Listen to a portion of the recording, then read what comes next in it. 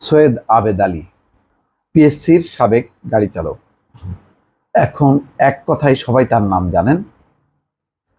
সামাজিক যোগাযোগ মাধ্যমে যেমন ভাইরাল হচ্ছে, গণমাধ্যমেও আলোচনা হচ্ছে। সৈয়দ আবেদ আলী, কখনো তাকে নামাজ পড়া অবস্থায় কেউ দেখছেন, আবার কোনো কোনো ছবি অনেকটা ক্লাউনের মতন। যেমন আজকে প্রথম আলোর একটি ছবি, যে সৈয়দ আবেদ আলী দুহাত প্রসারিত করে আছেন, পাখি, অন্তত 3টা পাখি তার হাতে পায়ে শোভা পাচ্ছে। অথচ রিপোর্টটা হচ্ছে এমন, ঢাকায় বাড়ি, ফ্ল্যাট, নগদ টাকা, আবেদ আলী অন্তত 50 কোটি টাকার সম্পদের মালিক। বাংলাদেশ সরকারি কর্ম কমিশনের সাবেক গাড়ি চালক সৈয়দ আবেদ আলী অন্তত 50 কোটি টাকার সম্পদের মালিক। ঢাকায় তার একটি 6তলা বাড়ি, 3টি ফ্ল্যাট ও একটি গাড়ি রয়েছে। গ্রামের বাড়িতে রয়েছে ডুপ্লেক্স ভবন। পুলিশের অপরাধ তদন্ত বিভাগের প্রাথমিক জিজ্ঞাসাবাদে আবেদ আলী এসব তথ্য জানিয়েছেন বলে সংশ্লিষ্ট সূত্র বলছে। সিআইডির কর্মকর্তাদের ধারণা, আবেদ আলীর আরও সম্পদ রয়েছে। বাংলাদেশ রেলওয়ের উপসহকারী প্রকৌশলী পদে নিয়োগ পরীক্ষার প্রশ্নপত্র ফাঁসে জড়িত অভিযোগে সোমবার রাজধানীর শেওড়াপাড়ার ওয়াসা রোডের নিজ ফ্ল্যাট থেকে সৈয়দ আবেদ আলী ও তার বিশ্ববিদ্যালয় পড়ুয়া ছেলে সৈয়দ সোহানুর রহমান ওরফে সিয়ামকে গ্রেপ্তার করা হয়। একই সঙ্গে গ্রেপ্তার করা হয় পিএসসির 2জন উপপরিচালক, 1জন সহকারী পরিচালক সহ আরও 15 জনকে। আজ মঙ্গলবার পল্টন থানায় তাদের বিরুদ্ধে সরকারি কর্ম কমিশন আইনে মামলা করেছেন সিআইডির এক কর্মকর্তা।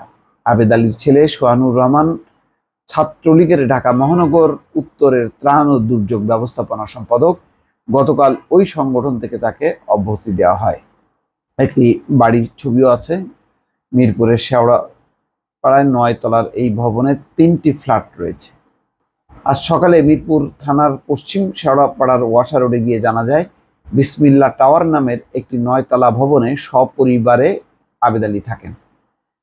ওই বাড়ির নিরাপত্তা কর্মী সোহেল খান প্রথম আলোকে বলেন, আবেদ আলী 5ম তলায় একটি ফ্ল্যাটে 2 ছেলে 1 মেয়ে ও স্ত্রী নিয়ে থাকেন।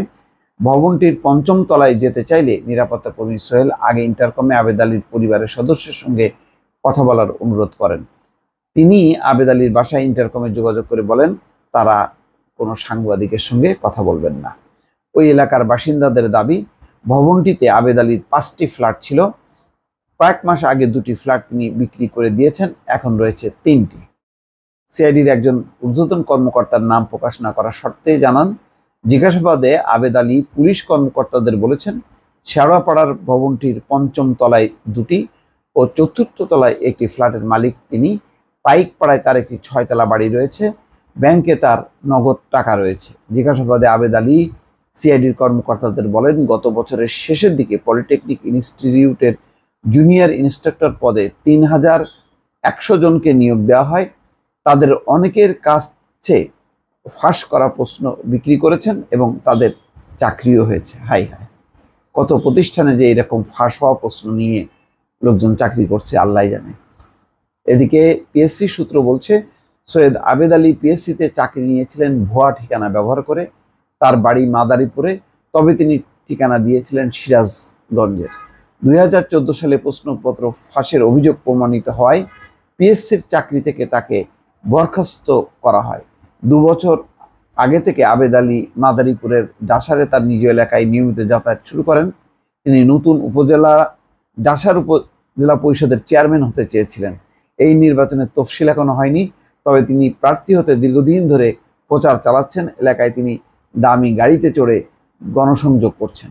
এই হচ্ছে দর্শক অবস্থা, এবং সেই পোস্টারও শোভা পাচ্ছে।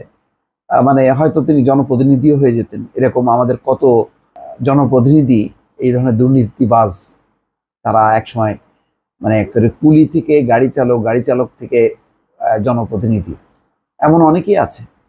সবার খবর তার উদ্ঘাটিত হয় না, 2-1টা আমরা দেখি, তখনই অবাক হই, এবং তখন আমাদের মধ্যে মানে একটা বিশ্বাস জন্মে যে বাকিরাও হয়তো একই পথেরই পথিক।